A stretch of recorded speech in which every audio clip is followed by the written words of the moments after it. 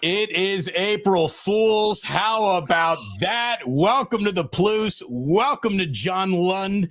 Do we say from the John Lund Show or the Bay Area Sports Collective? What is the proper way to introduce you, John? Not that you need any introduction. No, I guess it's just John Lund Unleashed. I mean, nothing has really changed. So it's just the same show that it's been for the last few months. And I'm just trying to do what you're doing, man. It's like you're leading the way. You're trailblazing. I'm like, okay, I just got to watch what you do. That's what I've been doing.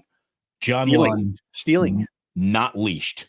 He's here. Yeah, that's right. Great to have him. Yeah, get to finish a sentence. It's nice. Thank you so much for coming on. you don't have anyone using as much NFL jargon in a sentence as humanly possible? No, I don't. It's nice. It's nice. Love that guy, but you know what I mean? It's nice to finish a sentence. You've done shows with people, you've done shows solo, and you have this thought in your mind, and miraculously enough, that thought gets out.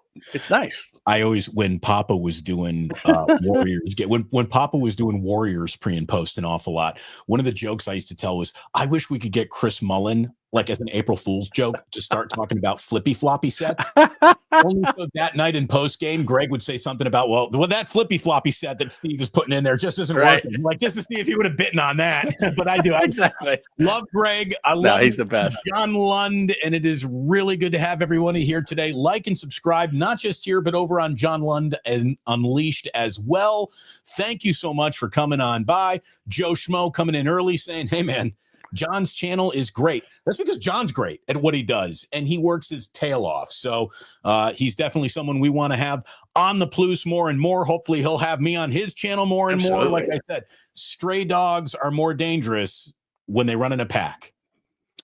I always get done with your show and I go, I gotta have Damon we just have a good rapport and it's fun and we're from the kind of the same generation and we've been doing this a long time and done a lot of stuff. So it's just we always get together and it's really cool. So I'm stoked to be here. Thanks, man, for having me. It's great having you. And let's just hop right into the big news today. As the thumbnail suggests, we have John and Kyle speaking at where were they? West Palm Beach. Very rich Florida. Nice. The NFL owners meeting is coming to us from Incredible Wealth, Florida. And, there's an awful lot of lip service. There isn't any actual much news coming out of here. But according to Jed York, the decision to bid farewell to 17 players in free agency so far and not really add anyone of any gravitas that gets fans excited. Nick Wagner said, hey, Jed, you got fans calling you cheap. And Jed said, well, look, number one, I've been called a lot worse by our fans. And he's like, I get it. Fans care and everybody's watching that first week of free agency. And we pretty much sat it out. When you're not overly active in that space, people get antsy. And basically he's like, when you see the number that comes in on Brock and the amount of money we're spending on this team come week one, the word cheap isn't going to apply to us. It's just money need to be reeled in to be reallocated to Brock Purdy. And that's basically what we know. And that's what he said. Yeah, and it's a really simple equation, and I think what people did Damon, is they confused quantity with quality. First of all, across the board, and they tried to get Dre Greenlaw, but like the Giants, you don't get credit for trying. So they tried to get Dre Greenlaw. He, to me, is the only player that is going to be really difficult to replace. A guy like Hufanga, Mustafa was already going to replace him. I mean, go on down the line, and for the most part, and Ward, for example, is a great player, but 23 Ward, you'd have missed him. 24 Ward, because of what was going on off the field, Renardo Green was actually a better player. So you go across the board. But the big reason for this, and actually Kyle Shanahan talked about this today unprompted, which I was shocked about. But what happens here is if you look at Philadelphia, you look at Detroit, you look at Green Bay, some of these teams who have already paid their quarterback. But where their offset is they have a bunch of young players who they have drafted well with, and those guys haven't hit their second contract yet. They're still on their rookie deal. So they can still, even though they're paying a quarterback, they can still manipulate the system well enough. Now that the Niners are paying Brock Purdy, they're paying Brock Purdy, they're paying McCaffrey, they're paying Aiyuk, they're paying Bosa, they're paying Warner, they're paying Lenore, they don't have that cheap, young, productive player. Why not? Because they traded 22 and 23 first-round picks for Trey Lance. So as much as people may say that, hey, Brock Purdy saved him, he did. But he did not save them from the cheap labor that was supposed to be those 2 first-round picks. And then when you miss on additional picks or take a kicker in the 3rd round, then what happens is you don't have those players that Philly, Detroit, and Green Bay have to offset the high price of the quarterback. You've only got this top-heavy team. So at some point, as much as people want to criticize Jed, he had no choice. And Kyle said it this morning, as you referred to, that they're paying Brock and that is hurting them. But what is hurting them as much is they don't have the offset of some young players on first-year contracts because they either didn't hit or they traded those picks away. And they either have top shelf liquor or they're in the well. There's no mid bar. There's exactly really not right. a lot of a middle class. Tito's, like, you know, you're Tito's is a nice vodka. It's not an up herb. It's not a Popov. It, you know, but you've got to find middle, and they don't have that on the roster. Therefore, when they pay this guy, and he's not going to go from, you know, he's not a race car. He's not going 0 to 60, but he is going 0 to probably 20 or 25 this year, and that's still a massive raise. So they're setting up for all of that, and I understand that. But to call Jed York cheap, we can call him a lot of things, and you and I have criticized him throughout the years, but once he got out of the way, all of a sudden they were pretty good. But he decided, look, I'm looking at a bunch of fat on this roster that is good in name, but not good in quality. Like, I'll give you a great example. When you look at a guy, you know, last year, Funga's a guy that he hasn't been effective since 22. Elijah Mitchell hadn't been effective since he was a rookie. You know, Leonard Floyd had 8.5 sacks, and everybody confused that with the other 600 snaps he was on the field where he sucked ass. So they lost a lot of guys, and they've got to absolutely replenish that through the draft. And I don't know that they can in one fell swoop, but I understand why Jed did it. It's just with John Lynch saying, well, we're going to put all our eggs in the draft basket. Well, you know, they've been a roller coaster ride. Like, for every Fred Warner, George Kittle, and Brock Purdy, you have a Trey Lance, a Trey Sermon, and so it's right. It's hard, man. It's going to be hard for them to pull this execution off, because the best draft the Niners ever had was 86, and they pulled 6 starters and a Hall of Famer. They pulled, you know, Charles Haley and Tom Rathman and all these, Tim McKyer and Don Griffin. That's the kind of draft that they would have to pull this thing off, and I just don't think they can do that. They have to thread the needle with a level of, you know, hitting on draft picks that is almost imaginary, you know, unless you go in and tinker with player values in your game of Madden. You can't draft as well in a video That's game. A great call, bro. You know, that's a great call. You know, I know I picked up this receiver in the 23rd round, but what I'm going to do is I'm going to up his speed to 95 and put that catch radius somewhere in the early 80s, and now all of a sudden I got a player. Right. Yeah, so, you know, I understand what they're doing. I understand why fans are disappointed, and it really is an awful lot about Brock and the contract. Now, Kyle Shanahan was asked, are you concerned that Brock might actually go to the mattresses if you really want to go to the mattresses and stage some sort of holdout, which, John, to me, it's mythical to think that could happen. It's really hard to hold out before you could be franchised 2 years in a row. It's not exactly at that moment for Brock. I don't think Brock has a lot of leverage other than threatening a holdout, but that's not even realistic. Like, he doesn't make enough money to pay for his own holdout if the Niners really went to the mattresses on this as well. Here is, and I want to thank Dave Lombardi for the video from Palm Beach. I want to share this. Here is Kyle Shanahan talking about, is he worried Brock might go all the way to holdout status if they don't get a deal done? You've had some prolonged negotiations and holdouts the last couple of years. Are you prepared for a potential holdout at the quarterback position? I hope not. And, you know, I know Brock doesn't want to do that. We don't want to do that. I mean, no one wants to do that. But you know, these are negotiations that go on between agents and our organization. And it's over a lot of money and stuff. Those aren't just things that you just knock out right away. But I believe that we will. I hope that we do. And hopefully it won't come in any football stuff. Okay. So, I mean, I think a lot of what he said is the right note, and there's truth there. You know, hey, you can't, you know, it's about agents, and it's, you know, it's a big number, and it takes a lot to work on. Lund, what the fuck are they doing? What? I like to cut to the chase. Yeah. What is the priority above this? What contract is getting in the way? If you got 10 people working on a contract, where are the 3 other people working on the 3 other contracts if you only have 7 on the Purdy contract? Get all 10 on the Purdy contract. Get Joan and payroll on the Purdy contract. Everybody go into a room, and by the way, figure it out, and then no one's allowed to leave until we have made our first formal official offer to Brock Purdy. And what is driving me a little nuts on this is he's like, well, these things take a long time. Haven't they been working on this since a long time? The Super Bowl ended a very long time That ended. It is April. It's April. It's not like they started working on the Purdy contract when they landed in Florida for the NFL owners meeting.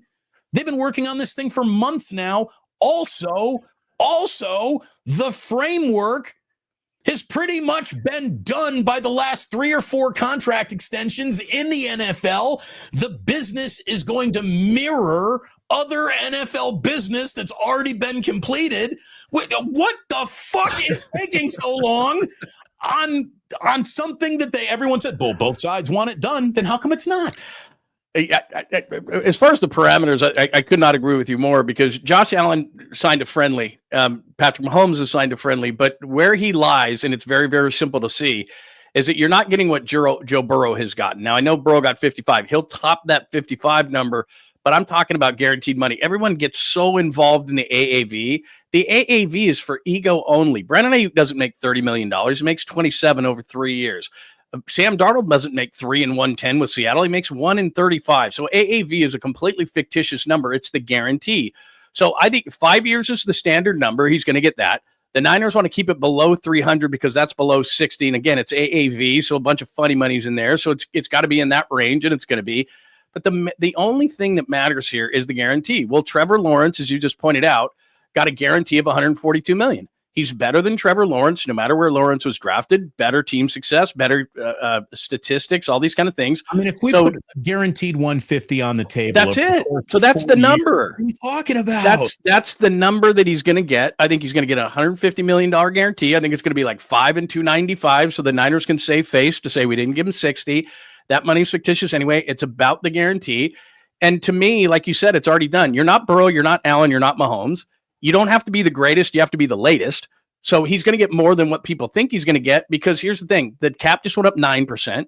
From 2016 to 2024, the average quarterback for the top guy went from Andrew Luck's 24.6 in 2016 to Dak's 60 this year. That's a 144% increase. So there's going to be an increase on the 55 that Lawrence, Love, and Burrow have.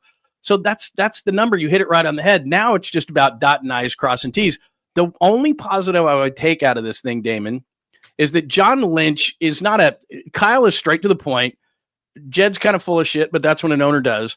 But John Lynch said yesterday that he felt positive and he thought it would get done before camp.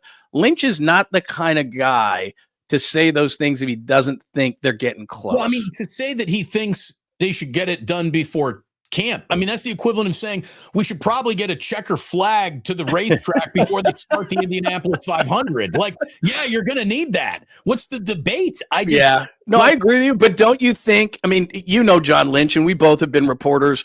My instinct tells me that that's a good sign, because I think that if they weren't going in that direction, and the example I'll use is, I know for a fact they were looking to move Aiyuk, and we can talk about that later. That's not where I'm trying to go. Oh no, what I'm saying is when he was asked at the combine about Aiyuk, he totally changed the topic to, we've got a lot of money here and we've got to get under a number. He didn't address it because he didn't want to bullshit it and address it. When he was asked about Purdy, he didn't have to say essentially we're getting close here, but he did. And so to me, that's a positive sign on they're getting close to a deal. Now, is that going to be done now in a month? And I think we all know this. This isn't Trent Williams. This isn't Bradon Aiyuk. You got to get in, man. You got to work with receivers. You got to be a leader. You got to get the taste out of your mouth from last year. Your leader has to be there in OTAs. I know they don't play till September, but he's got to get in there sooner rather than later. I agree. I absolutely agree. It's about, did we not have Mike Silver label the entire operation? It's a bad vibe summer. You can't have the vibes off. They just can't be off this year.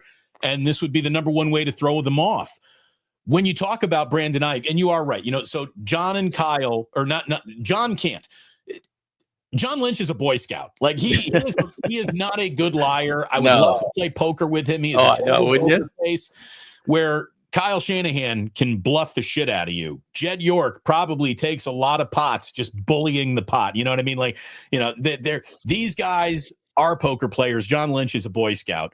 And I do think you're right. What John Lynch tried to do earlier this year was pull out of thin air a market for Bradon Aiyuk that never really existed. And you can just hear it already in his language that, Man, that rehab's going well. Doctor says the ACL's repair. In other words, we needed to move him by Tuesday. No takers. No one was interested. We called everybody. Nobody called us back. And why would they? He's an overpaid, distressed asset that is unavailable for the majority of the upcoming year. It's hard to fit that into anybody's plan. The thing that blew me away is, first of all, I didn't think he was going to get moved before we knew about the $22.8 million. And then when that happened, I'm thinking to myself, and all these bullshit things that came out, like, for example, I know Greg Bedard, and he's a good reporter and he's a good NFL guy, but he put out a piece that was a notes column that says, I have a feeling in my bones the Patriots aren't done looking at receiver. People took that, ran with it, and somehow made it that Aiyuk was going to the Patriots.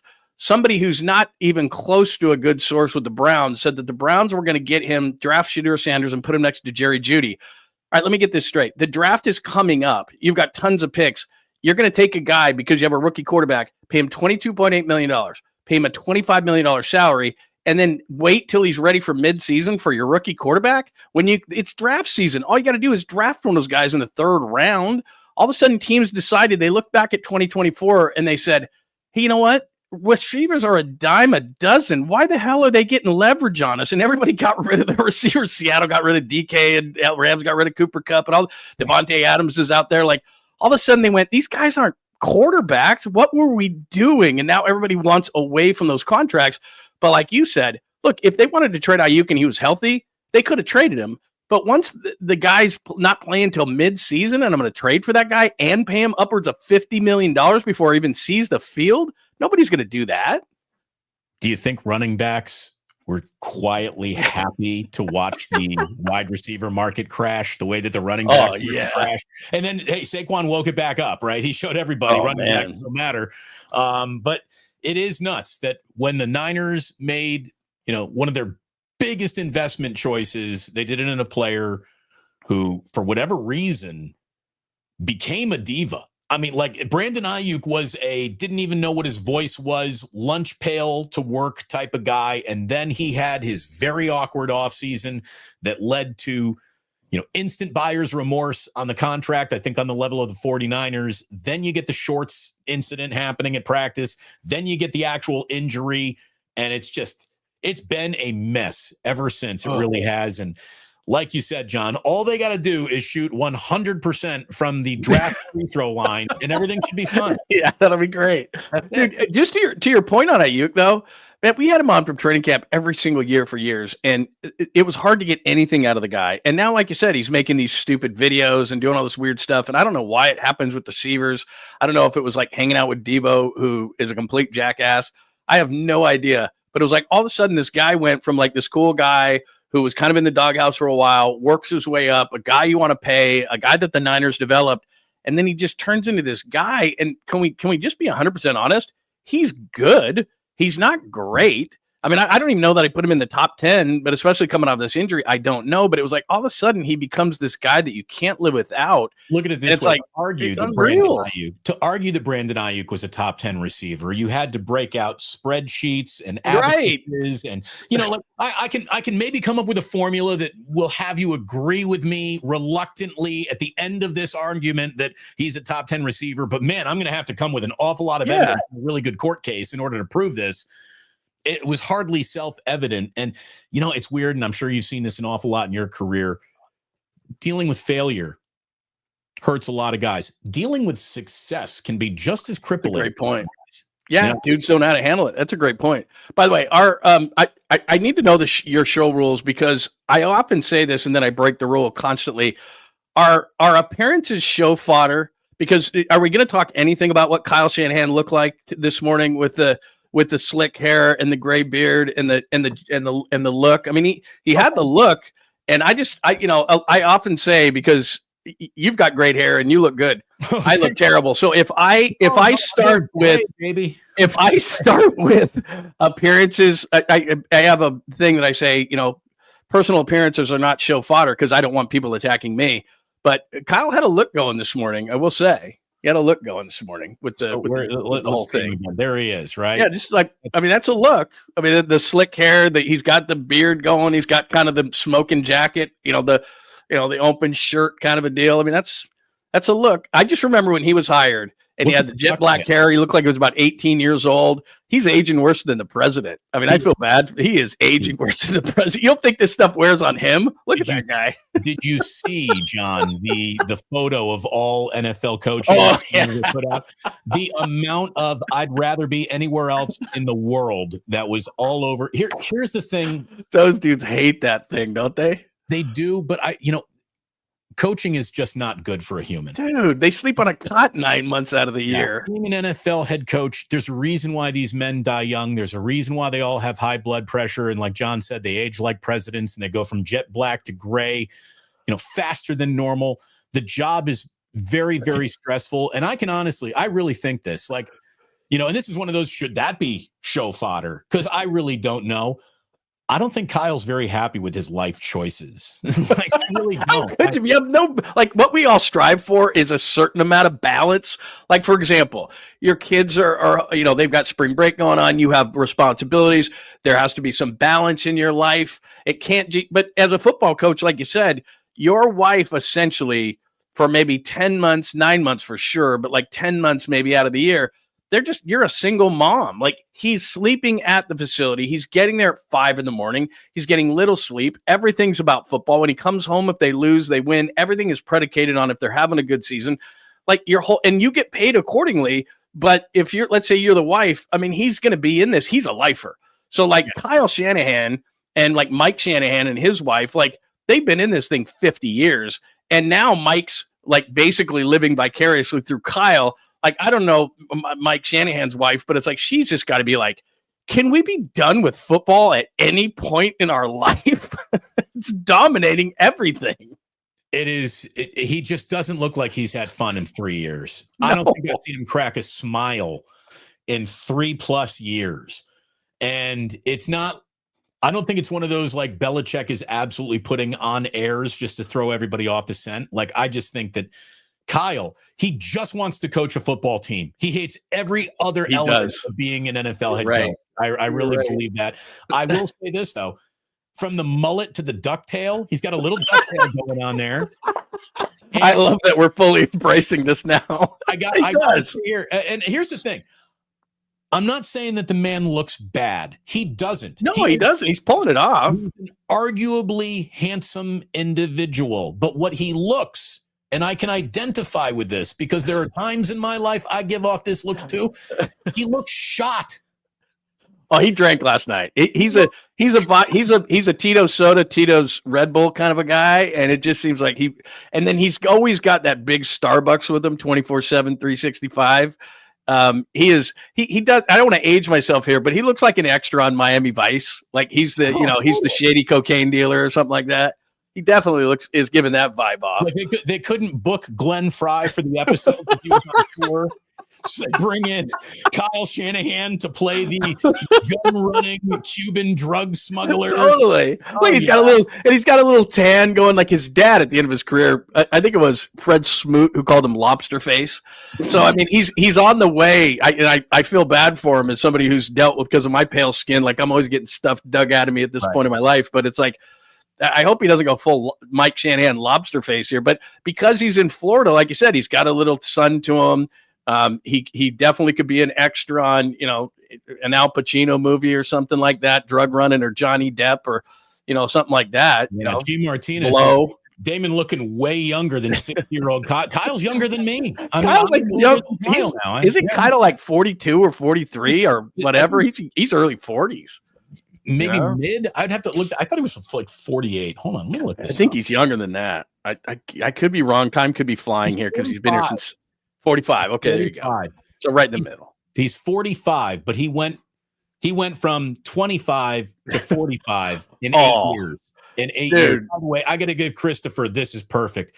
Shanahan given major Wally Goggins White Lotus vibes right here. Absolutely. That is outstanding. Absolutely. Yeah, dude, I have a picture. Tom and I did the first interview ever with him. To shoot somebody. Oh my God. Because I have a picture of me sitting next to him. And then of course, Tom's got this knit hat on and he just looks ridiculous. And we do the first interview with the guy and he's got jet black hair. He's completely shaved. It looks like he has aftershave. His skin is so tight, and he's got this pinstripe blue suit that is perfectly done. I mean, he is, dialed, your first day on the job kind of a thing. And his hair couldn't be more jet black. In 8 years, he is it's completely changed. Completely changed. It's tough. By the way, Erwin's like, damn, man, I need to start watching White Lotus. Oh, it's outstanding. It's a fucked up show. It is. No doubt about it. Yeah, you got to start watching it. Anyway, sorry, we went on a tangent. I asked you if personal appearances were show fodder, and then we went 10 minutes on it. But I think it was good. John, the answer is yes. Everything is show fodder. What are you kidding? Apparently, everything is on the board. Yeah, seriously. It's an unspoken yes.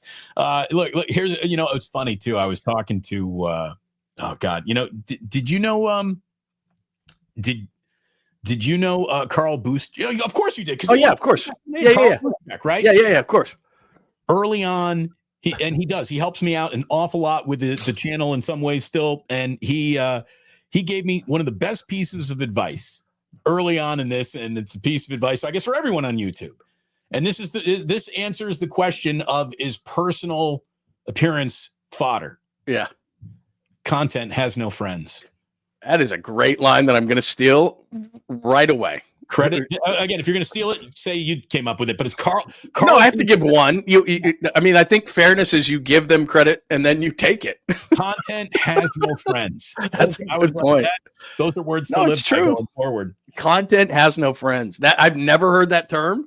That is a great term. Because we're just, especially in this business, like radio, whatever. But like when you're on YouTube and you're trying to get clicks and content, sorry, can't be any limits. Can't. You got to feed your family. Okay, so there's transition from that.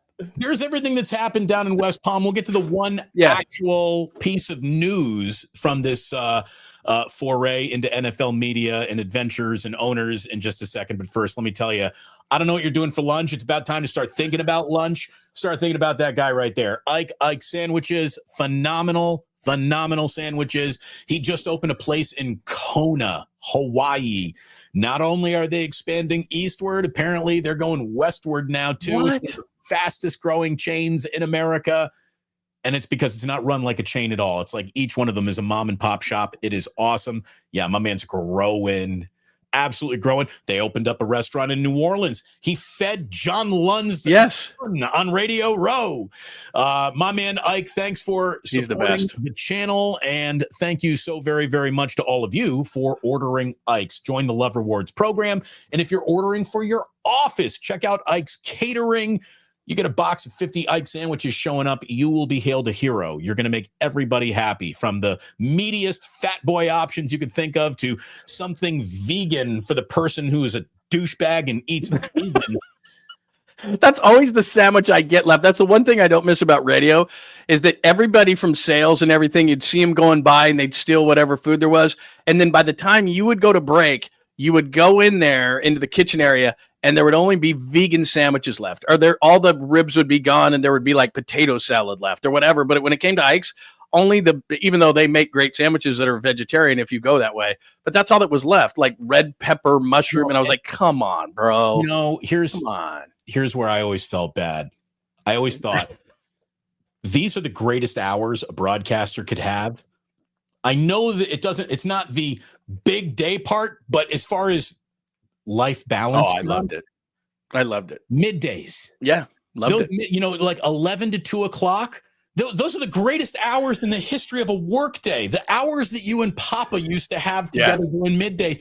And I always thought their hours are fantastic. That's the way to go. But yeah, they're going to get fucked out of every single station lunch ever, because they're in the studio while all the rats come out and just eat everything, and you get nothing but leftover. No. You didn't get a first at bat at a single deli platter in the history of your entire career. No, and you're right. I did mornings for years in Detroit, hated it because it just altered your life, and you'd wake up at 3 o'clock going, this is going to be the best day ever, because you had to freak your mind. And drive time is great, no problem, but middays was the best because you could do everything. You could golf, you could sleep in, you could do everything. By the way, my mom lives in Kona. I'm gonna have to tell her about Ike's, and Ike did save my son's life he was in New Orleans. Ike actually hit me up on a message because we're always at the Super Bowl, and he goes, "Hey, you guys at the Super Bowl?" I go, "No, but my son is," and he works for Arizona State Radio. He sends, I'm not kidding you, 20 sandwiches like you talked about, the catering sandwiches. You'd have thought they were bars of gold. I mean, there were kids in college. My kid texts me, and he never texts me unless he needs money. And he puts 5 sandwiches in his backpack, and he goes, "Dad, you saved my life, man." Because they're in New Orleans. And, the great food there, but, he's a college kid. They're running around. They want to spend their money on booze, not food. The best food is free food. No one's being picky over here. By the way, that's all you need to know about the status of radio right there. John at the end on KNBR was not at the Super Bowl, but his son at Arizona State was. Imagine that. Imagine that. Right? Anyways, Imagine that. Thank you to Ike's. Everyone eating Ike's this afternoon. Mama Lund in Kona. I can't believe that. That's amazing. And Bruce, Mama Lund. And John, the next time you're in San Francisco, let's go over to the Dubliner and get ourselves a pint of Guinness. Best Guinness pull. The Dubliner West Portal. Come on out. Kenny and John are ready to welcome you. Not John Lund. They got another John. It's a common name, and they are ready to welcome you and give you the best Guinness pull in all of San Francisco. Our good friends at the Dubliner West Portal and Ike's. We thank them an awful lot. Now, John, without any further ado, any business you would like to do, since we are co-streaming on John Lund Unleashed as well. By the way, if you are streaming over here, go and subscribe to John. And if you're watching over at John, please come over and subscribe over here. Hold on, John. We are being invaded. Come here. This is Jack. Oh, that's on. That's awesome. How awesome is that? We also are dog sitting. Hold on. We are dog sitting. Oh, that is awesome. Our neighbors, and this is Maui, who is my God with us for the week. So that is awesome. For half of the week. What? You got pen all over your face. You writing on your face? No. No? All right. Hey, not on purpose. You want to come on in with John Lund? I'm sure he'd like to see you too. Not on purpose. Oh, that's hey, amazing. Wearing pants? Oh, she is wearing pants. Okay. Shorts. All right. I'll see you. Your house is like my house. It's like you got kids, you got dogs. My wife, I've got a studio, but my wife was on the other side of the house. Like, it's just a total. And then every once in a while, she'll let our dog in, and it's like they don't care if you're on the air. They're going to lick your face. No. They're going to lick your face. There was a point in time where that might have embarrassed me a little, or the guise of professionalism would have just like my professionalism radar would have gone off. I've seen that shit happen on CNN. So like, it can definitely happen on I know during the pandemic, everything happened during the pandemic. It's like, whatever. Yeah. Whatever. So again, thanks to the sponsors. John, I was going to ask you, are there any sponsors you want to acknowledge? Is there any business that you need done? Like you said, go over to John Lund Unleashed. And if you would subscribe, and like you said, if you're on John Lund Unleashed, come over to Damon's channel and make sure that you subscribe. And then I also write at johnlundunleashed.com. So you can check that out. I took a page out of Krug's book and did a mock draft, but I did a little bit differently. So just, you can check it out every once in a while, but that's all I got, man. I just like hanging out. I love it. Are you ending shows with all caboose pistols still? Yes. As a matter of fact, there was a story this morning. Did Greg but you have to in the divorce? Yeah, he can't have it. He never came up with one concept. Come on, man. And I know everything is stolen. I understand that, but certain things you have to be able to keep. And like this morning, there was a story about Jessica Simpson and how she's now using snake sperm. And I'm like, I didn't even want to read the story. I was just like, if that's the case, and I have to, we were just talking about Kyle, and I have to stay young through snake sperm, it put me in the box and nail it shut. Like, I'm not willing to go there. I don't care what it's going to do for me. I don't care if it's the actual fountain of youth. I'm not doing that. That's my line. How about this? I'll try your snake sperm, but I'm not going to gather it. Right. Yeah, that's a good point too. And I don't even know how you would do that. I mean, there are certain, anyway. Yeah. I did. I was able to keep that in the divorce.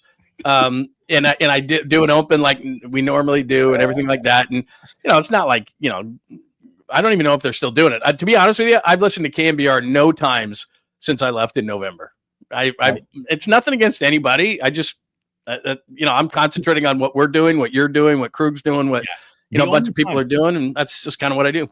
The only time I have turned on sports talk radio, and I've since taken both Bay Area channels off my presets I'm a little bitter, but I did tune in for a little Dave Fleming first inning opening That's day worth it. toss to John Miller. Those guys are great. Those guys are great. Anyways, look, we got our business done. Let me give you one piece of news that actually did come out of the NFL owners meeting concerning the 49ers.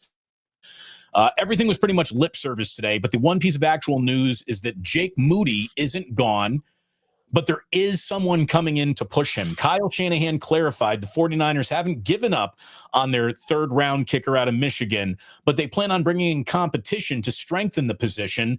A TBD veteran kicker will be brought in to push Moody, who had a rough season, 24-34, with all 10 of his misses coming from outside of 40 yards. And look, anything inside of 50 is pretty much a layup now. Like it's the 300-yard drive. It is standard operating procedure in golf. You got to be hitting it 300 off the tee, and you got to be automatic from inside of 50 in this league now.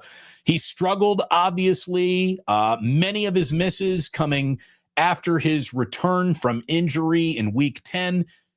And that's the only thing saving him, John. That's the only thing that's saving him. Please. No, I just think that, like you said, and I heard the same thing, saw the same thing you are talking about with Kyle. And I think this is going to be an internal battle with the 49ers. And here's why I think so. Because what Kyle Shanahan is doing on the sidelines is he's trying to calculate how he's going to run this football game. And when he had Robbie Gould, even though Robbie didn't have the distance, he knew, especially in the playoffs where Robbie never missed, 53 and in is in the bank. And the thing you hate both as a team and as a fan is, I just need to know what you are. And I like to call it in the bank and the what ifs. So it's great that the Giants are off to the start that they're off to, but the only thing I can really put in the bank with him is like a Logan Webb, a Matt Chapman. There's a lot of what if this guy, what if he does this, what if he does that. Kyle Shanahan cannot deal with what if. He's running a football game. He wants to know 35-yard line and in with a guy like Robbie Gould, he was going to get 3 points. With Jake Moody, he could hit from 58, and he was awesome in the Super Bowl where he hit a couple of 50-plus yarders. He could miss from 44. And he hates that. Kyle Shanahan hates that. We all hate that as fans. When we don't know what we're going to get from somebody, he wants to be able to say in the bank. So a guy, I'll just give you one example. Not that this is going to be the guy, but Nick Folk was just released by the Bills. He missed 2 kicks last year. Yep, he's 40-plus years old. But Kyle Shanahan is thinking to himself, 35 and in, I'm getting 3 points. I don't have to wonder. Now he sits there with Jake Moody, and he thinks, like you said, at 41-yarder, is he going to doink it? What is he going to do? Because if he misses it now I got to try to recalculate how I'm going to win this football game. And Kyle Shanahan, for one, doesn't want to do that. Now, John Lynch and the rest of the front office is thinking, hey, Jake Moody's got a better leg. We took a 3rd-round flyer on him. Kyle doesn't give a shit about any of that. He is part of the personnel, but he is more about the players. So he's thinking to himself, in a game planning way, I need to know if I'm getting that 3. And he doesn't like the variable of Jake Moody, but I think the front office going, hey, we spent a 3rd rounder on this guy. We've got to give him more chances. So I think there's going to be a real battle to see who is the kicker, whether it's Kyle's way or the front office's way. Again, big investment. You got a new special teams coach. Let's see if the special teams coach can't put the frickin' Mr. Miyagi on him and make him better. And if he does, great. Because there's no doubt the kid's got leg talent. If he could just get it straight, that's all he needs. He's got that fade that just pushes things. And, I understand why they want it to work. The investment speaks to it. I think the talent speaks to it. The injury set him back. There's no doubt. If he's mentally tough enough to recover from the rough start to his career, maybe he's the guy. But again, all it takes is a veteran kicker becoming that. I don't need to even think about it. Damon, the thing that scares me too about it is, and the question was asked in this way, and I think it was Nick Wagner of ESPN, or maybe it was Mayoko, one of those guys, and they said, well, how do you know with him? Because we won't know in the preseason. We'll know when the season starts, when the pressure is on him, and then he misses one, and then we know how kickers are, and then they get into this weird way. In the preseason, he'll be fine. In practices, he's fine. It's when he gets into a game, and we all know that kickers are weird that way, and then all of a sudden it's a mental thing, and you've already released the veteran, and here's Jake Moody, and you're in week 3, and he's doing the same damn thing. And then what do you do? Because everybody's set with their kicker now, and now you're going to go get a Zane Gonzalez or, whatever. they did last year on Andres Carlson, and now you're in the kicking mode of trying to find somebody in the season, and that's just a bad place to be. So there's your bit of news. I'm sure there'll be more stuff trickling out from Florida today. It's a great day to keep on refreshing. Lombardi, Wagner, the guys, Matt Barrows is there, Mayoko's there. So keep an eye on your favorite 49er beat writers and content creators for the very, very latest coming out of the NFL owners meetings. We got ourselves a big basketball game here tonight, John. We got the Warriors at the Grizzlies. Not a lot of teams in playoff position fire their coaches with 8 games remaining, but that's what happened to Taylor Jenkins. Really shocking. That just must be one of the hardest to reel in room full of NBA douchebags in this league. And I'm just telling you right now, the Warriors got, maybe I should say had good vibes about them. Then it feels like they've been a little muddled and hard to find. Steve circled the game in New Orleans. Like, this is where we need to start taking shit seriously, fellas. They responded. This is a big one, John, because they go from this to at the Lakers on Thursday. Then it's Denver and Houston at home, at the Suns, home for the Spurs, at Portland Clippers, end O regular season. And they are a half game back of Memphis for the 5 seed right now. You won't get too many games that are bigger than this one. Well, this is how huge it is. You win tonight as you sit in the 6 and Memphis in the 5, like you said, with those dysfunction. You win tonight, you flip to the other side of the bracket, which is what I'd like to see. The 3-6 matchup is Denver, and let's be honest, you don't want to see Denver in the first round. That's your worst matchup. So you will not get past Denver. Right. So if you win tonight, all of a sudden you're the 5, Memphis is the 6. You go to the other side of the bracket, which is the Lakers in the first round. Now, I know there's other games beyond that, but you flip to the other side of the bracket. You would play Oklahoma City in the second round. I understand that, but you could possibly make it to the second round because you're not making it to the second round if you play Denver. The other side, like you just said, is then you play the Lakers. If you win that game, you could be the 4 seed. So in 2 games, you could jump from 6 to 4. And you could have the 4-5 matchup. You're the home team now against the Lakers. Memphis continues to fall like a stone, and that's a problem. Conversely, when you play that last game against the Clippers, they've got a 3-0 series lead on you. So you better go into that game either tied or ahead of them, because if you're 1 back, you can't catch them because they've got the season series, and you could drop as low as the 7. So there's a lot at play here, but just to stay focused on tonight, you flip the other side of the bracket. You beat Memphis, which you should do tonight on the road. They're a complete mess. You're the 5. They're the 6. You're taking on the Lakers now. They're taking on Denver. You beat the Lakers. Then you jump them, and now you're the 4 with 5 games left. But as you point out, Denver, Houston's red hot. You've still got a long way to go. You get San Antonio, you get Portland, who both stink.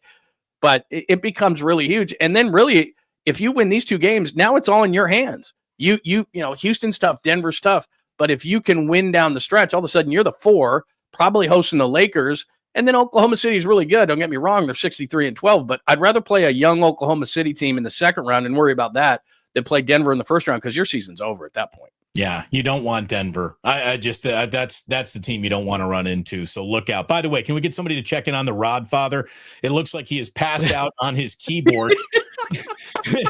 I hope we didn't put anybody. I've never seen that. I have never seen that. This guy's that's classic. Trying to launch a missile, doing some backdoor YouTube code that I don't know about, or the Rodfather needs a little help. So, that's outstanding. Check him out if you would, please. Let's see, John. We got the San Francisco Giants very early. I mean, I've always said nothing steals thunder from a young season, like the phrase "small sample size," and that's all we got. That's all we got. A handful of games into the season. But I'll tell you this: you only get one chance to make a good first impression, and the San Francisco Giants have. They've made a good first impression. Is it bankable? Is it sustainable? I really don't know. Logan Webb looking for his first win tonight. He had trouble with his changeup in the opener, trouble with his command. Wilmer Flores has started off on a heater, 3rd home run of the season, 4 RBI in Houston last night. They got 2 left in Houston. And then they're back in San Francisco for a home opener against the Seattle. But by the way, why are the Giants opening at home against the Seattle Mariners? What are they, the fucking A's? The Mariners is the best you could do for the Giants home opener? I know. Isn't that horrible? That is so lame. Yeah. But anyways, the Giants are off to a nice little start, and that's all it is. And let's not infer too much here, but let me tell you, Chapman can play. Jung-Hoo Lee, if he stays an on-base machine, and if Wilmer Flores, does Wilmery things throughout the year, and nobody gets hurt, and the pitching is phenomenal, it could be a third-place team, John. Yeah. We took from that. Look at how enthusiastic I am. The only way this team ever wins at a high level is pitching. And so when I see a guy like Jordan Hicks, but then I saw the same Jordan Hicks last year, and he burned out. So I want to stay positive. He was at home. He was obviously had adrenaline. He had 22 pitches in the first inning because he had a bunch of people in the stands. He was jacked, throwing it near 100. But in his final 5 innings, he threw 50 pitches. That's the kind of efficiency you need from Jordan Hicks. And if he can do that, then all of a sudden he's a quality 4 starter. The enthusiastic part comes, what Logan Webb's going to be. I don't know what Verlander at 42 off a neck is going to be. Robbie Ray was great until he wasn't. Literally one pitch to the next. He went 5, and you're like, this guy's crushing it. Had retired 15 in a row and then just lost it completely. Yeah. But if they're going to do it, it's going to be through pitching. So they've had decent enough performances. And then Roop tomorrow is going to be interesting. Like I said, Webb's Webb, but then Roop. I love Birdsong. And then, Harrison was good at AAA. I don't know what he's going to be. They got like 18 guys named Carson something or other. Right. And if they've got any depth there. But then the other thing so far has been the bullpen looks good. And that's huge because, if I've always been a proponent, put Hicks in the 7th, and then you've got, Duvall, and then you've got Walker. And I think that 7, 8, 9 would be awesome. But if the pen is going to pitch the way they have through 4 whole games, then the Giants are going to be good because no matter what, because they play in this ballpark, they're going to have to scrap for runs. But if they can pitch, they can stay in most games. And that's kind of got to be the thing. And you and I know have both been screaming from the rooftops for it. You got to pitch, and then you just get enough hitting and play good defense.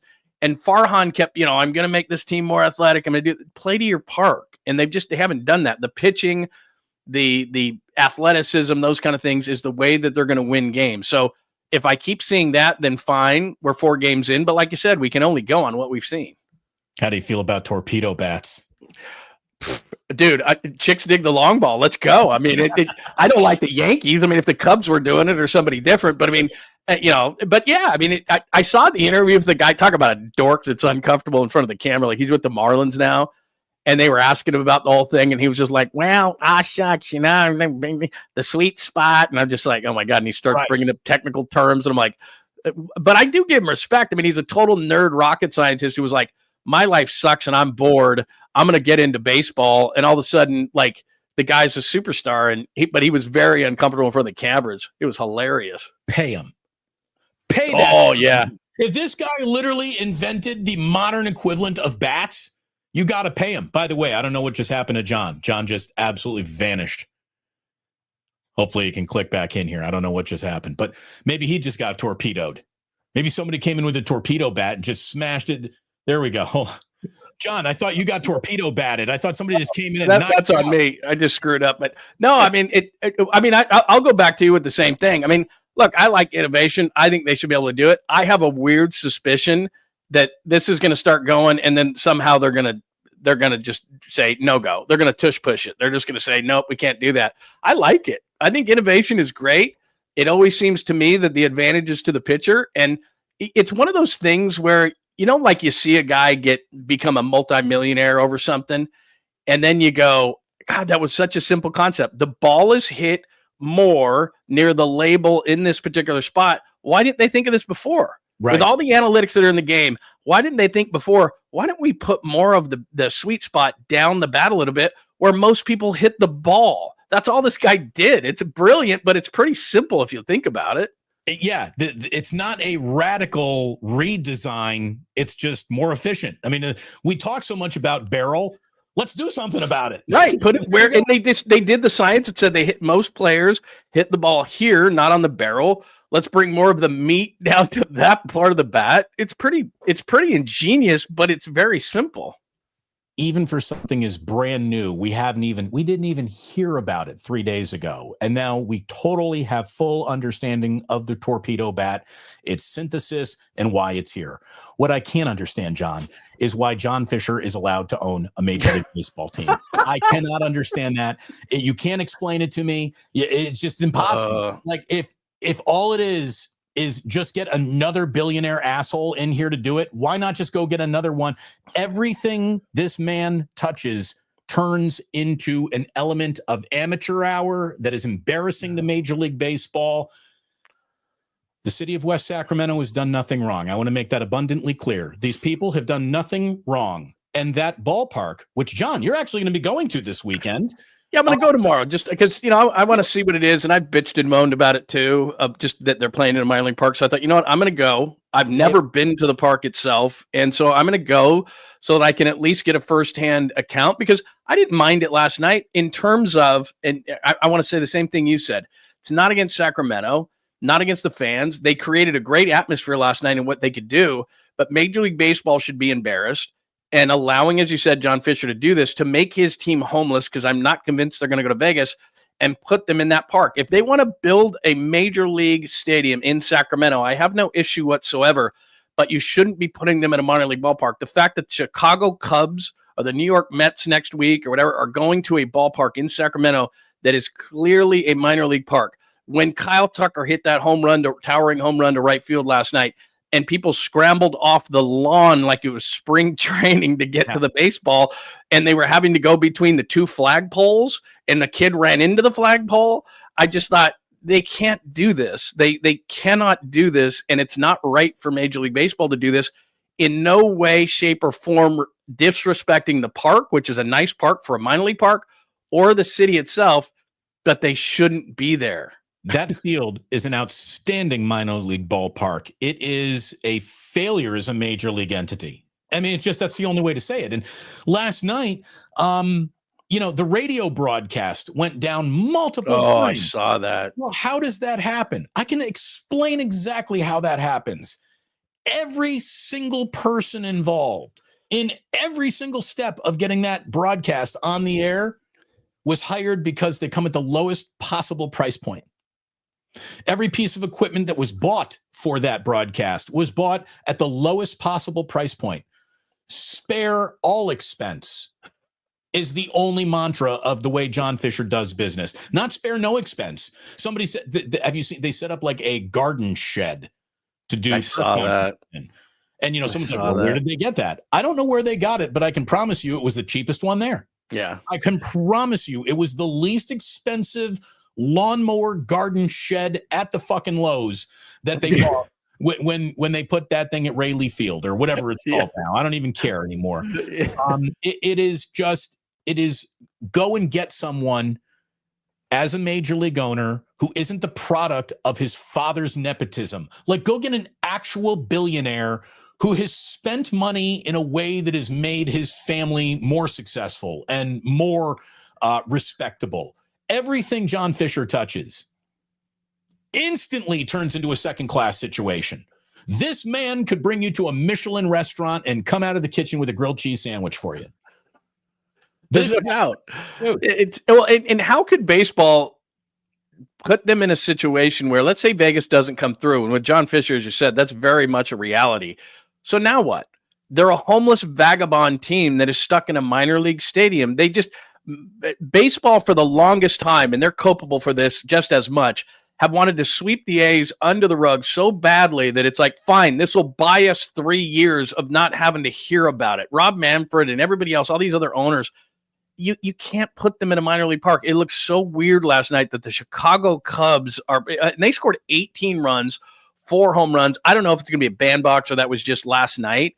But, Dallas Braden was talking about this during the broadcast. Balls that were dying at the track for minor leaguers are going to fly over. There's a massive difference between the power in these major leaguers and the way that these guys are throwing. And they just shouldn't have been it. And, they were trying to have the angles of the stadium and the broadcast so you couldn't see it, but they did an overshot.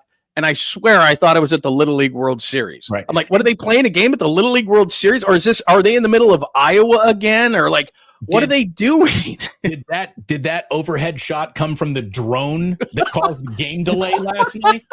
I mean, how about that? I mean, and by the way, did I hear that was an NBC Sports Bay Area? Yeah. It wasn't like that was just some rogue fan Right. trying to make a YouTube video. That was, I mean, good God, why did that drone not work well? Well, I guarantee you it was the cheapest fucking drone that they could have bought off Amazon because it was going to be part of the A's broadcast. I mean, it's just, again, why is baseball allowing this to happen? Baseball has a long and rich history of running out and replacing bad, offensive, bad for the game owners. It has happened in every decade that the sport has ever existed. But for some reason, John Fisher is in a fraternity from which he cannot be blackballed. I don't get it. I guess they just don't want to be told what to do. So in other words, an owner gets in a bad situation and says, don't tell me what to do, so I won't tell this guy what to do. But doesn't it devalue your product? Like if I'm the Ricketts, who are cheap asses anyway, and Chicago have the Cubs, like I'm putting my team at, like you said, Sutter Home, Rayleigh Field in Sacramento. The New York Yankees are going to come in there. The New York Mets are going to come. Like these heavy traditional teams are going to go in there. And I'm an owner of that team. It just doesn't look right. It devalues the product. So if you devalue one part of it, okay, you got to come in and you got to play the A's.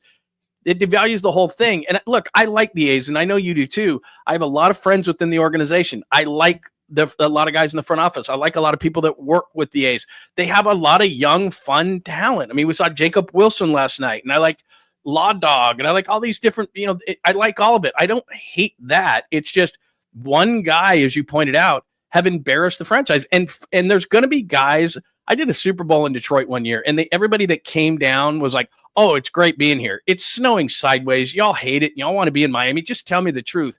Last night, a bunch of people were like, oh, it's fine. It's fine. And I can't remember the Cubs pitcher, but he's like, this is so stupid that we're playing here. Finally, someone said as a major leaguer, look, I know we're supposed to be nice here, but this is stupid. And it is. It's just, I know a lot of people are going to come in and be nice about it, but I wish they would just tell the truth and just say, we should not be playing in a minor league park. What are we doing?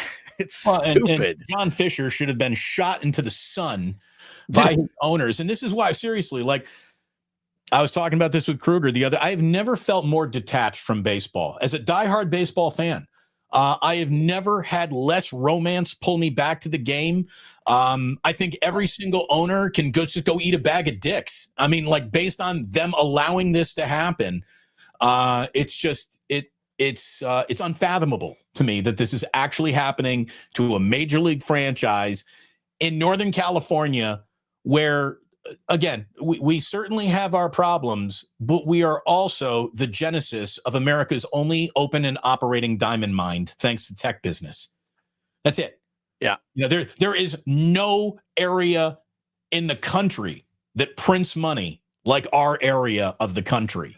And it's just insane that. Well, no, go ahead. I want you to finish your thought. I guess I've been having this thought for over a full calendar year. There's nothing left to even say.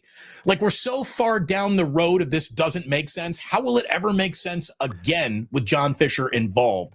And I do promise everyone, they're not going to Vegas. I don't think they get I'm with you on that. In that, if I'm overseeing baseball and I know the history of John Fisher, I don't think this is going to work out. So now 3 years down the line here, or whenever they're going to find out that this isn't going to work, then what? Now, does he get to move the team again? Do they, we're going back to Oakland, or no, we're going to Nashville, or we're going to Montreal, or we're going to Portland or Salt Lake? Like, God, what? All of a sudden, I heard the next move is East Sacramento. I mean, seriously, it's like living out of a motorhome, right? It's like, well, pack up the kids. Like, what do you do then? Like, how can you put a team where he has put them? Because as you said, I'm not convinced John Fisher is going to be able to pull this thing off in Las Vegas. I'm sure you do too. I know a lot of people in Vegas and power brokers who are like, we don't want the A's, and we're working for them not to come here. We don't want them here.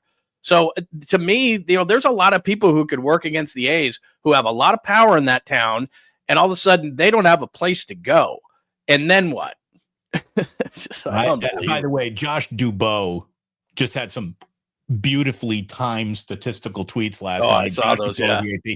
He's like, Carson Kelly, the first player to hit for a cycle in a road game since the A's versus the A's since it happened in 1962 at Kansas City. In other words, this never happened when the A's were in Oakland, where another team's player hit for the cycle. By the way, that Carson Kelly cycle is the first Cubs cycle since Mark Grace in like 94. Wow. And I know that because, John, I was at that game. Really? At Wrigley Field, where Mark Grace, my favorite baseball player of all time, hit for the cycle. I felt like he did it just for me because I was there that day. I love that. By the way, the 18 runs allowed, the most by any team in a home opener in 100 years. That's the nice way for Josh Dubois to tell everyone involved to go fuck themselves. I love it. Thank you very much. By the way, speaking of a major league equivalent of F this guy, did you see this statement from the Atlanta Braves about Jurickson Profar's positive PED test? Yeah. Have you seen this, John? Hold on, let me share this. If I could bring this to the stage here, can I grow this so people can actually read it? This is the major league equivalent of Nice job of saying fuck this guy. We were surprised. I love this. We were surprised and extremely disappointed to learn that Jurickson Profar tested positive for a performance-enhancing substance in violation of Major League Baseball's Joint Prevention and Treatment Program. We fully support the program and are hopeful that Jurickson will learn from this experience. Not backing him at all. We are a big fan of the program that just caught the cheater on our own team. Well, and probably he had the best year after being like a number one prospect for years. He has this amazing year, makes the All-Star game, and now you start thinking to yourself, well, he was probably using PEDs to get the contract, and now Atlanta, which they're not on the hook now because when you get nailed for 80 games like that, you're not paying the guy. So they're sitting there going, well, screw it. Hell with it. We don't have to pay the guy. So unbelievable. Wild. By the way, a couple of super chats coming in from Fuji Simeon saying, watch this be a theme or tradition. All MLB teams next season play a game in a minor league affiliate ballpark. No, that's not going to be. Players will revolt. Players will revolt. Owners would revolt because now you're costing me money. You're telling me I can only sell 15,000 tickets instead of 35,000 tickets. Again, the only reason why this makes sense is because every student involved is wearing a dunce cap for the A's. That's the only reason why this makes sense. Fuji also asked, in terms of expansion, where would possible baseball expansion occur? Two cities jump right to mind, John: Portland and Nashville. Yeah, I think Nashville only because I lived in Portland for a while, and it's an eclectic city, and they're not hardcore sports fans. They love the Blazers. They love Oregon football. It's a really it's heavy college football because they're on the border of the state of Washington. Mm-hmm. So Oregon State, Washington State, there's a lot of alumni there. They're big into college football and they love their Blazers when they're good. But you're looking at, 81 home dates and it rains a hell of a lot there. So in Seattle, you'd probably have to have something on top of that thing. I just don't know if they're passionate enough sports. They're big soccer fans, by the way. They're big into soccer. But I don't know if they would have enough support. Salt Lake City is weird because I live there too. They don't do anything on Sundays. Well, there's Major League Baseball on Sundays. Baseball's hard because in football, you can get people to come out. No big deal. 81 home dates for mid-market cities like that, I think going to be tough. I think Nashville's dying for a team. I think Nashville, and Dave Stewart has tried to work things there. And I really think Nashville would be the place. I don't think Salt Lake City or Portland, which is two places that have been talked about, have the passion to support baseball, because as we've seen, you can be a major market like Oakland was, but if your team's going to have an owner like John Fisher, people are just not going to come out, and they shouldn't come out. Don't support the monorail salesman. That's basically what John Fisher is. He's selling a monorail. Outstanding stuff, John. It's like you're a professional broadcaster or something. These shows. I love coming on, dude. With you. Let's do more of these, man. We really for sure. I need to have you on, and we need to get together on this kind of stuff. And because I love coming on, and every time I do something, I get a ton of great support from my side of things, and it's just really cool. And you and I have been doing this a long time, and we've always been friends. We've worked for both stations. One of the few people who have done that, and we need to do more of it. So it's no caboose pistol, but we do have a tradition to end the show. We do it with Today in History. Are you ready? Yes. All right, here we go. Little history. Could not be more ready. Today, hold on. We got another super chat. We got Fuji Simeon coming again saying, When is the it's not a lady beer merchandising? All right, so real quick, I know you got stuff to do, people to see, places to go, kids on break, but so we did this thing, Krug and I, where we did a in the Giants game last opening day, we were drinking beers, a watch party, basically. Yeah. And so what I did was I went to the store and I bought a bunch of like hot dogs, peanuts, the whole thing, because it was opening day and I had it all in here. And I thought to myself, I don't want a bunch of IPAs at 10% because I'm going to pass it on my face in the third inning. So I thought, what's an easy drinking beer? So I thought Corona. And I saw a citrus Corona, a knockoff. It was a Corona, but it was a citrus style. And I drank those, and all day long, people are giving me crap about it because they were like, "It's a lady beer, it's a senorita beer." They were because it was soft, but it was like, I'm not going to drink a 9-10% IPA. So it's turned into this whole thing where they want me to print T-shirts that say it's a lady beer because everyone was giving me shit. They're like, "Well, that's a lady beer," and not that there's anything wrong with that, but it was just it was a citrusy beer. It was nice. I think I'd rather drink a lady beer than a mannish water. Exactly. So anyway. So they want me to print T-shirts that say that, it's not a lady beer because they kept saying, well, that's a lady beer. And I'm like, well, it might be a senorita. Anyway, long story short. It's not like you're over there crushing White Claws or Zima. No, right. And that's what they were saying. They were like making Zima comps or those Bartles and James wine coolers. And I'm like, it's not a wine cooler. It was a little, it was. I get it. But actually, you know what? In the summertime, I wouldn't not recommend it. It's not that bad. Yeah, no, I like a shandy in the summer. Yeah, that's kind of what it was like. Yeah, the shandy. Normally I'm a big keep your fruit out of my beer guy. Right. Unless it's a Hefeweizen, in which case we very nice. Put a little lemon in there, and a little citrus. Okay. Anyway, that's what it was. Thank you very much for the question. Yes, Fuji Simeon. Yes. Today in 1853, we're going to say happy birthday to the concept of fire departments because the first professional full-time U.S. fire department with salaried firemen was established today in Cincinnati, Ohio in 1853. So it's, no one likes that chili, but I think we all need the fire department. So thank you very much, Cincinnati. Today in 1934, John, Bonnie and Clyde killed 2 young highway patrolmen in Grapevine, Texas, which was basically the dawn of America's first anti-hero couple. Bonnie and Clyde turned into national sensations and to this day are still referenced as that's a couple of bad people right there. Bonnie and Clyde. There you go. Today. That is amazing. You know that I lived in Grapevine, Texas, and I had no idea of that. I had no idea. No, it's right by South Lake, which is where their major high school is, where it's a 60,000 seat stadium with all the guys, Nate Newton's kid and Deion Sanders' kid. Right. I lived right across from South Lake, and it's Grapevine, Texas, and I had no idea. But there's not enough Bonnie and Clydes around. Like, we never see that anymore. We don't have those people on rampages, which I guess is a good thing. That's good. I guess that's fewer rampages. Now that I think about it. In all of your weird hours kept because of the weird careers and lives we have chosen, were you ever at any point in time a soap opera guy? Oh yeah. I mean, because I started my career as a night guy. And so I did nights. And so, soap operas, everybody watched when I was growing up, even in college. Days of Our Lives was a big thing in college.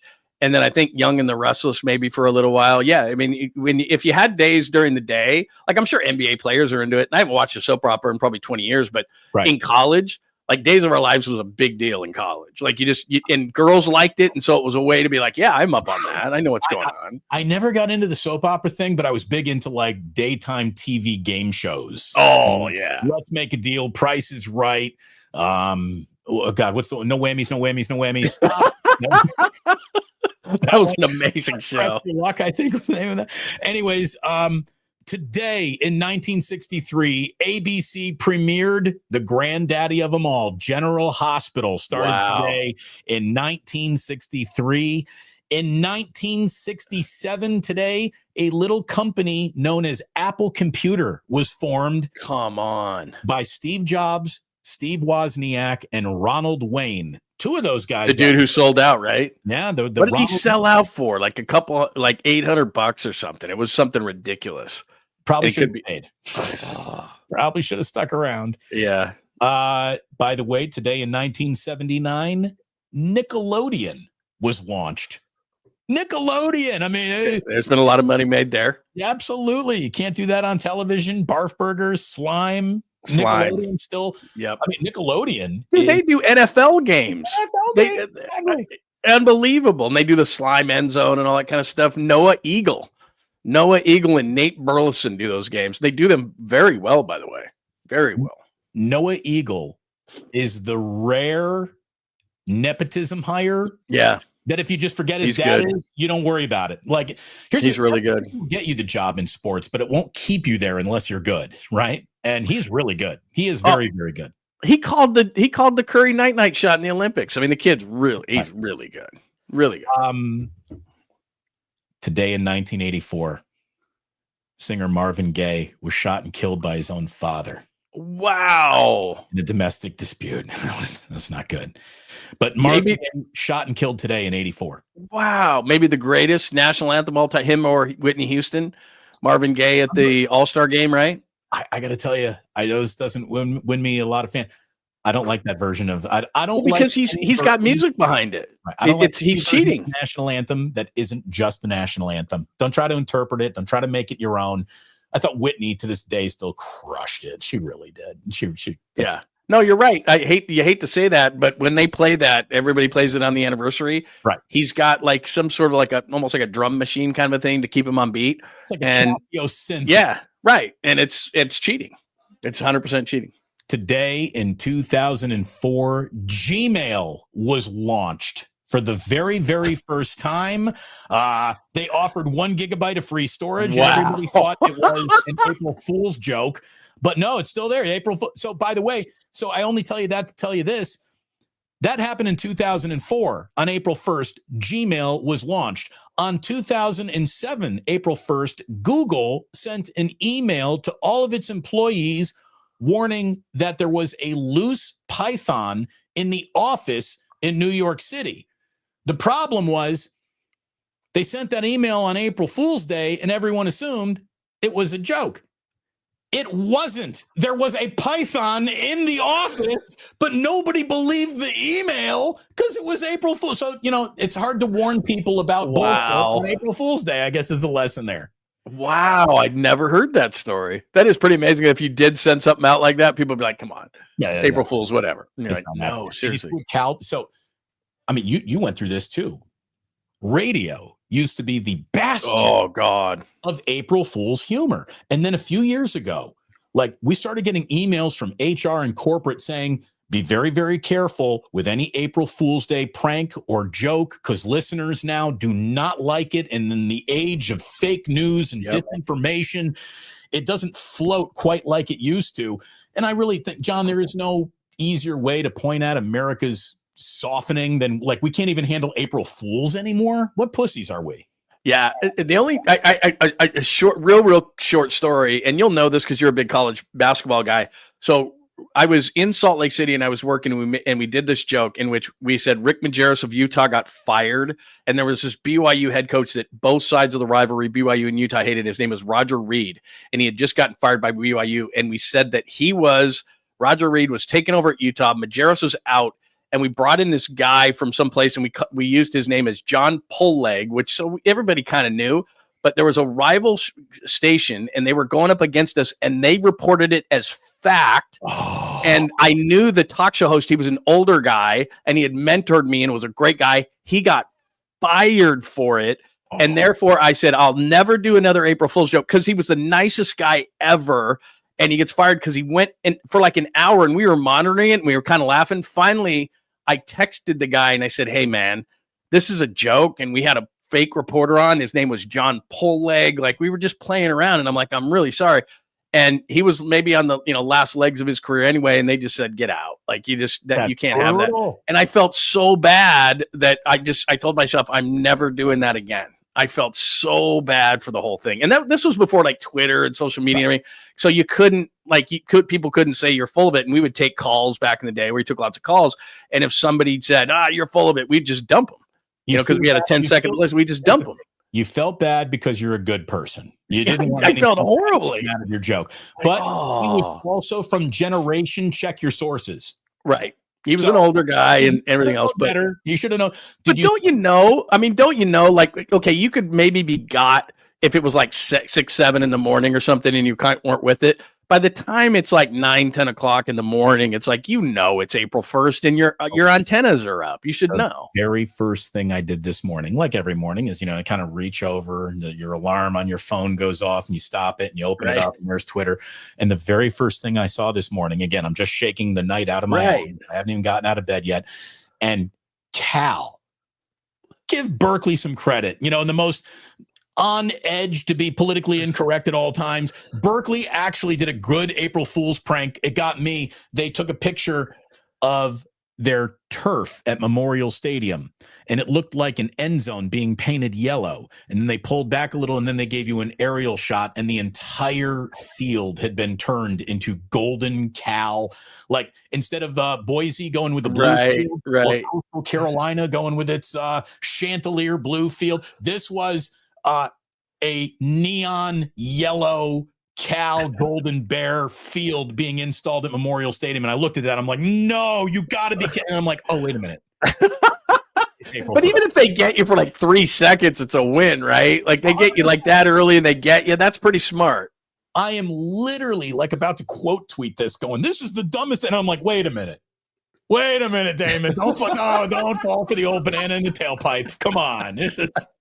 Well, and that's what I thought, like all day long, like all the fake Adam Schefter things and all that. This is like their day to try to get you.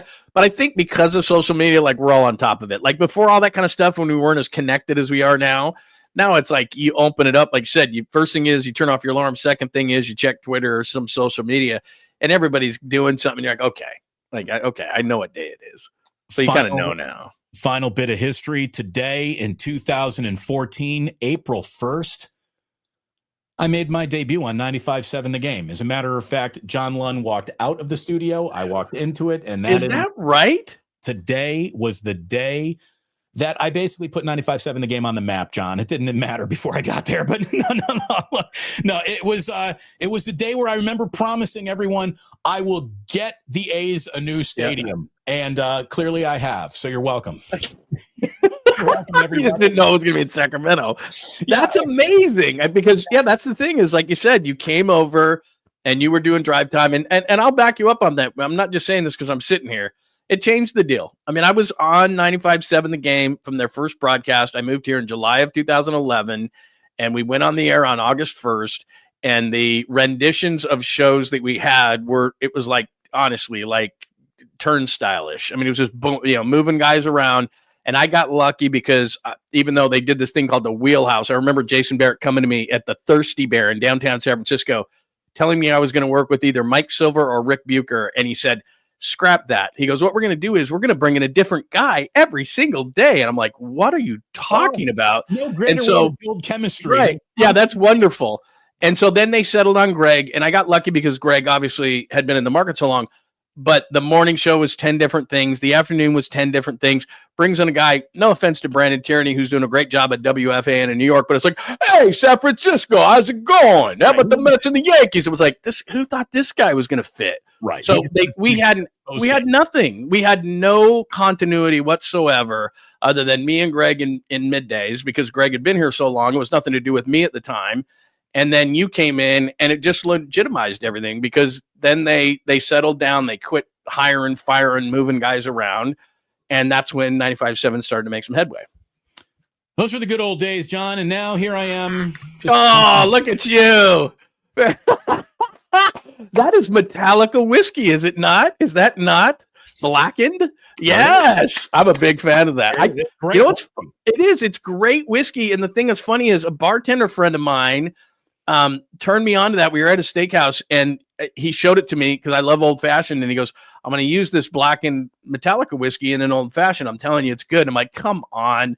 None of this stuff with celebrities any good. And it was great. I was like, wow, this is really good. Right. So nice pull by you. Anything that is attached to like a band or like it feels gimmicky. It's phenomenal. It is good. It was the very first sponsor of the Plus. And the guy who was repping the whiskey at the time was one of my the first sponsor on the Plus. And, no advertising campaign goes on forever. No longer advertising on the Plus. I have yet to stop drinking the whiskey. And if that isn't a ringing endorsement, I don't know what is. So thank you very much to Ike's, to the Dubliner, to Blackened still. But thanks so much to John Lund for stopping on by today. One of my favorite guys to have come by the channel. We will do more often, I promise you. John, thank you so very much. Have yourself a great day, and we'll do it again real soon. My pleasure. Always good to talk to you, Damon. Thanks, man. There's the man right there. And remember, everyone, sports don't build character. They reveal it. And like that, they're gone.